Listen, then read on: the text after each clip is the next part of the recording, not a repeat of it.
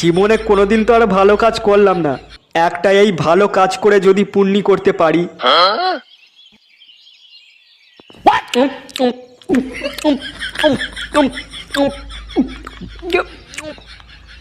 বাবু বাবু আর দুটো পরোটা।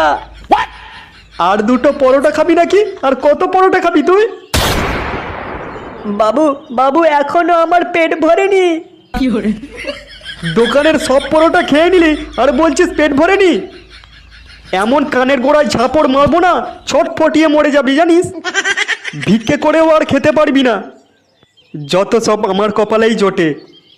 হে রাজু, এই কত হয়েছে রে আমাদের? হ্যাঁ, আপনাদের মোট হয়েছে 1200 টাকা।